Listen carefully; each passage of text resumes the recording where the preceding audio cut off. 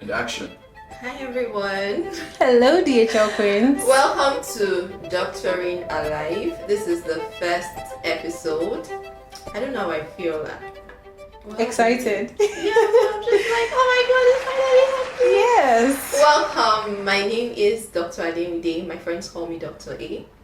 And this is my friend and my colleague, my co-podcaster. Yes, colleague and podcast. What's your name? Introduce yourself. Okay, so my name is Dr. Angelica Obai. You can call me Dr. Angie. Yeah. So this is Doctoring Alive. We're concerned with women's health, the raw, the real, and the medical. So we are going to be talking about a whole lot on this podcast. Yes. Today we are going to be talking about cervical cancer because it's Cervical Cancer Awareness Month. And do you know the thing is that it's really not popular because when it comes to women's health, when it comes to health in general, here in Nigeria we don't take it serious. But when it comes to, please, I'm a streamer. Help my life. Those ones need to go They viral. will go viral. They will blow. So we are going to start with we're going to talk about maybe a relatable story, something one can relate to when it comes to cervical cancer. Do you have any you can share? Well, actually, I've always known about cervical cancer because it's something that was. Is it cervical or cervical? Oh, cervical cancer. Continue. Okay, so it's actually a topic that is something I got familiar with as a child because all of us now we wanted baby sisters. I don't know, did you want a baby sister? I actually wanted a baby sister. I was fine with my two brothers. So I used to bother my mom all the time, about having a sister, and for some reason she was always like dodging my questions, and eventually I think I was 13 or so when I finally got to hear that she had cervical cancer when I was still very, very little, and her tubes, her ovaries, her womb was taken out, and that was like a shocking realization for me. So it was because you wanted to give you a baby sister. Did she do a pap smear? Did she do a HPV test, or what did she do? To be honest, How did she find out? She can't remember. That was a long time ago, but we've had that conversation like several times actually. But I feel like something that really, really deeply personal, and yeah. So there's this thing that people say all the time. I don't know if you saw that tweet on X. There was this guy that was saying that being penetrated by that thing is a breakup offense. That thing by speculum. Speculum. I think that there are a lot of people who do not want to do a pap smear because they just feel it's very invasive. Some people feel, it's very uncomfortable. It's, I don't know. Well, for those who are virgins, they feel like they'll get this virgin by it. They don't want the first thing that will introduce. They don't want to be introduced by speculum. They want to be introduced by the real thing first. So all those kind of things. But what do you really think about the pap smear getting that done? So for me, I would say one thing that we don't really talk very often about in Nigeria are things that are very helpful, things that are very beneficial. We like to do the whole trendy stuff, and the things that are actually really important, we don't pay so much attention to them. So when it comes to pap smear, I take it very personal. Like even before I decided to go for my first pap smear, I used to wonder like what it felt like because all the descriptions, everything I've heard about pap smear was horror, right?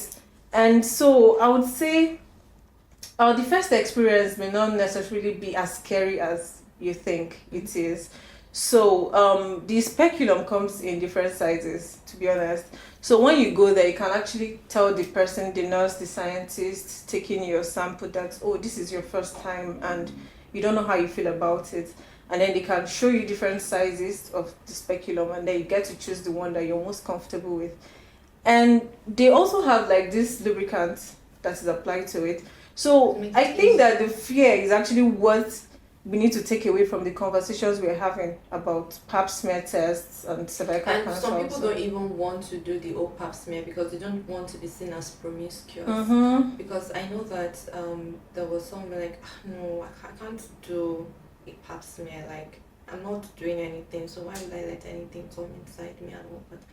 I'm like, it's for your health, though. I mean, because you cannot, I don't know why people think like that, especially women, when it comes to, the Is in old. society. Let me just tell you.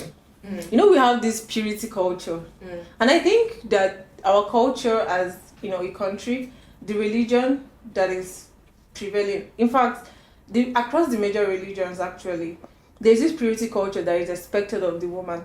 So even when she starts to explore, she still doesn't want other people to know that she is currently exploring. And when you go to like a what's hospital, exploring? like having sex, like, like okay, like when she's having sex, right? So she doesn't want people to know that, oh, she's starting to have sex, right? And so she stays away from doing what is really important for her. And the backside to it is that when she contracts a disease, even an infection, for example, she would still not go to even a pharmacy or a clinic to get treated. And bringing that back to the conversation we're having about pap smear, um, the thing about some of these invasive tests, like we call them, is that you have experienced what it means to have sex, like in quotes. Even some people that use sex toys and the rest. We're not going to talk about that now. But people who have done all of this, why are you now scared of something that would actually detect a problem? People will not do that one. I feel one thing about this old pap smear is, I think the whole thing about cervical cancer itself is that people don't really talk about it. I think last 5 years, I think it's because we were in medical school, and then we're always hearing, oh, we're taught about cervical cancer because it's one of the most preventable cancers. Yet a lot of women still die from it. They don't know about it. They get to know about it very late, because most of the serious health conditions that actually affect women, they're usually silent in the initial Yes, stages. very true. So most women get to know when it has maybe metastasized and Spread to like different organs. like there's this Dr. Olubamiji's video that she did with a podcast that she did with Diary of a Nigeria Girl.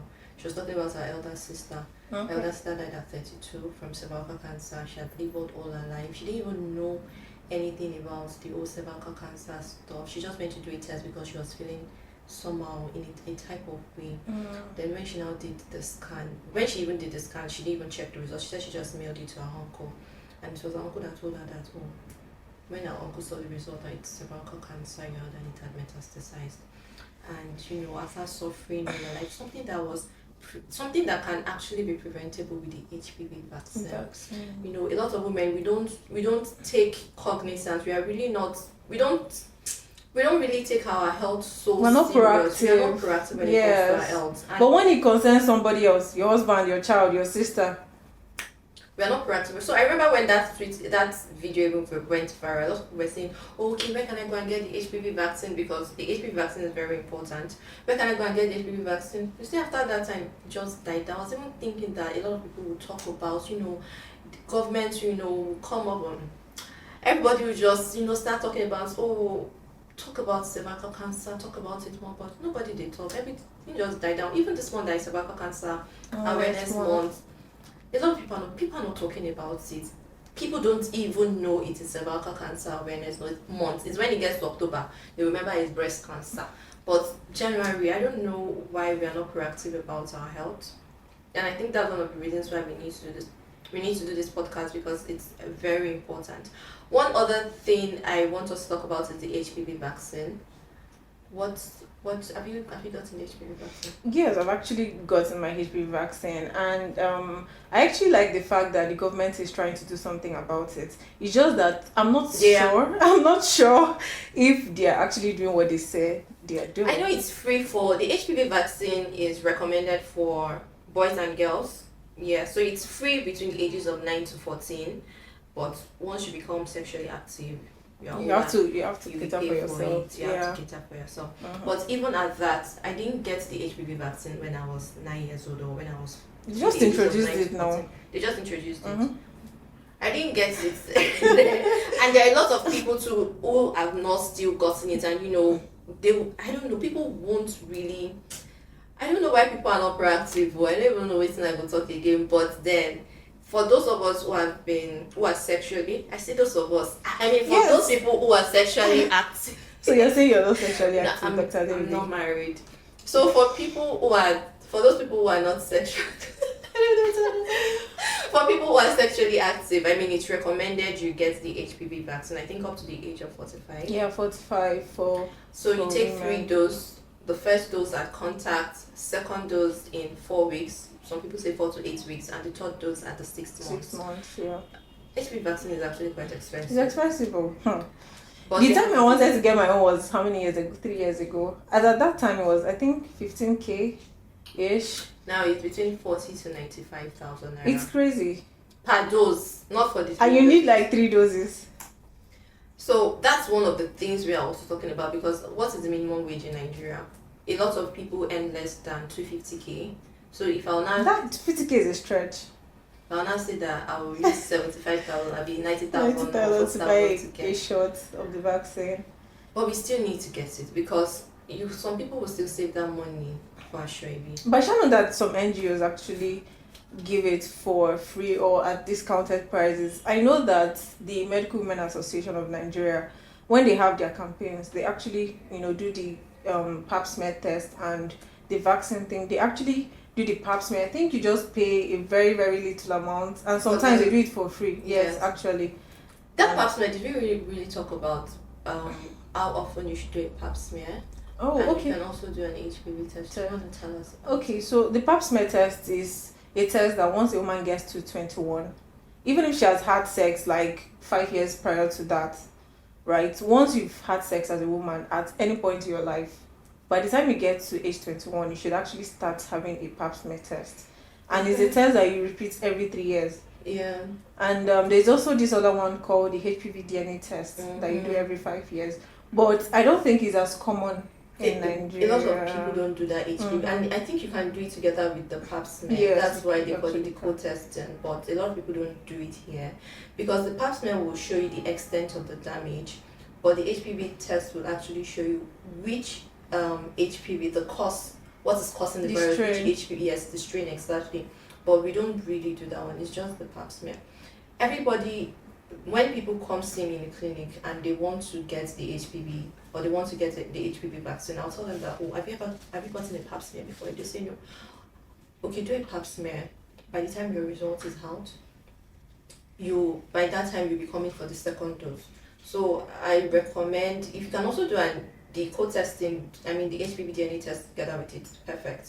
But if you know maybe it's not available in the facility you can just do the pap smear, take the vaccine, and when you come back you see the results. Whatever way it is, it's better than just not you don't want to know, you don't know anything about your health. I don't think I want to ever be in a state where I don't know what is going on in Your any body. part of my body. Yeah. If I feel any symptom like this, I have to get it checked. Yes. I don't play with my body, I don't play with myself Yeah. at all. I heard of this lady from my friend that was, doing this premarital testing, and then her husband insisted that she had to do a pap smear.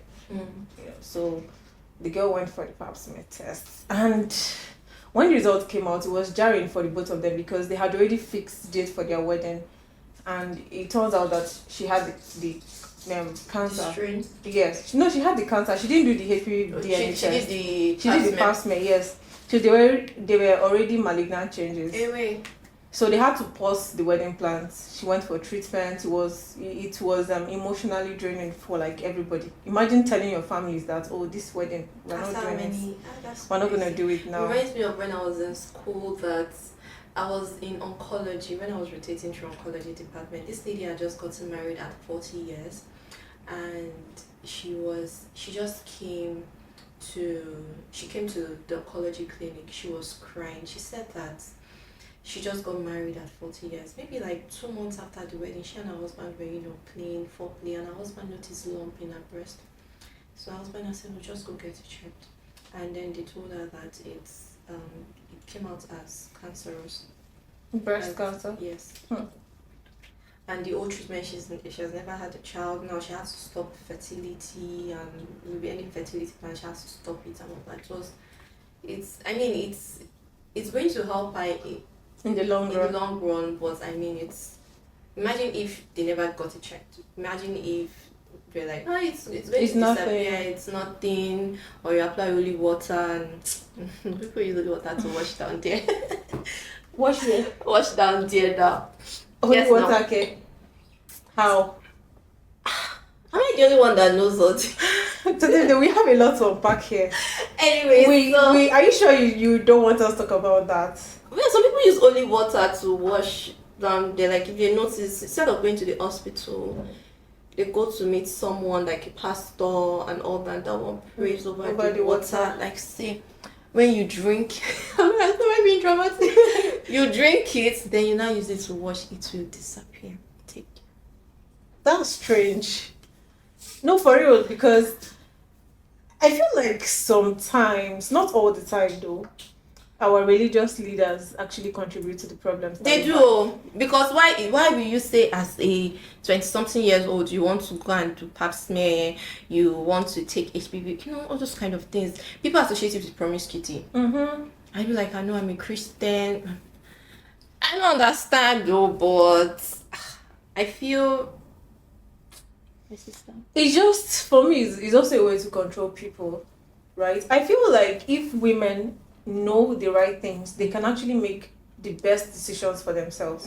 And that's something I intentionally do, both on my social media pages and on my one-on-one interactions with patients. I also take my time to talk to patients. So if a patient comes to me for example, they are complaining about their weight and they want to do a hormone profile, of course, after asking all the questions, I also want to know what they think about some things. And because cervical cancer is something I've actually seen cervical cancer take so many people's lives. Yeah. I remember a mother, I think she had 7 children, and she was I think in her 40s, and she suddenly started bleeding. So it was a lot, and they had to take her to the hospital where, I was a student at the time. So I was, going there for my postings and all. And I saw her 7 kids. None of them was up to the age of 15. And they were going to lose their mom. And the worst thing was that the father was not, the husband of the woman was not as involved, as you would expect, right?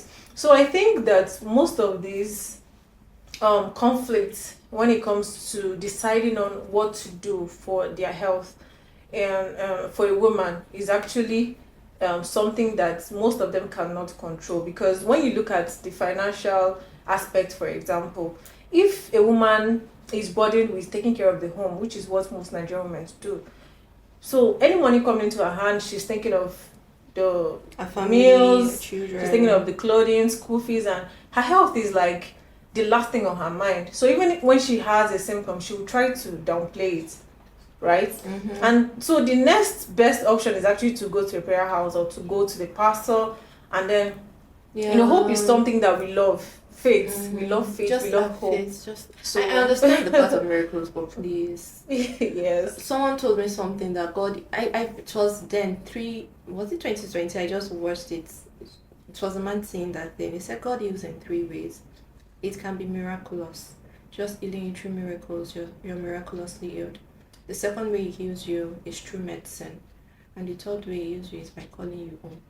So just no, but that's all.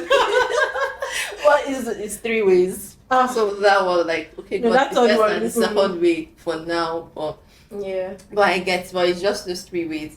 I think before we end, we need to talk about. I know you mentioned something about the 90-70-90 strategy. What's it about? So we could. Okay, so like the WHO, they are really particular about trying to lift the health of nations under the WHO thing. So the strategy is a way to eliminate cervical cancer. Yeah. So the idea is that if 90% of girls can receive the vaccine, the HPV vaccine before the age of 15, and 70% of women do the testing, that's the pap smear test, between the ages of 35 and 45, and then 70% of people who are diagnosed with cervical cancer are treated, that by 2030, I think, the disease will be eliminated. So imagine what that would be for us in Nigeria. That means we have to, if possible, take a mic, go to every street, and start spreading this message. Please. I'm begging. How did that, what did that boy say? That fella boy. I'm a streamer, please. Just, but you're not big. Are you big? My God, please do a pap smear. If your younger ones are between the ages of 9 to 14, it's free in primary health center. Take And them for the HPV vaccine. You yourself, as an adult, both men and women should also take the vaccine, because I mean, we know that even how people get this the HPV strains mostly through sexual contact, and it's not you yourself that you are giving yourself doing the sexual contact, it's you and your man. So, and it's not only through it's not only cervical cancer. I mean, the HPV strains could also cause penile cancer, throat cancer, anal cancer. So both you and your man, a lot of cancer. So both you and your man, you people should get the HPV vaccine. That guy that said he cannot marry a woman that has she said something like something is a breakup offense. Being penetrated by that thing is he doesn't deserve a woman, if I'm to say. He doesn't deserve a woman because if you have seen cancer deal with someone, if you see a cancer patient, my sister. Sometimes I'll just some men talk. It's not even fight. We just leave them. It's really sad. I feel like, in fact, we should actually have this sex education thing in school, and it's not only about teaching people about their bodies. It's also telling them the diseases that may come to the different parts of their bodies. Yeah. Because if a child in, let's say, primary 5, primary 6 starts to hear about, when you see yourself, suddenly bleeding and you're worried, tell your mom, tell your teacher, let them take you to a school, right? And even for them to know that at that age they should start getting, or they should have received the vaccine, is also a form of sex education, which is something that the Ministry of Education, our teachers, both at different levels on the school, primary school. And I don't think it's actually a bad thing to say, because everything now, new age children, new age teachers, everybody is it's not everybody's exposed. So yeah.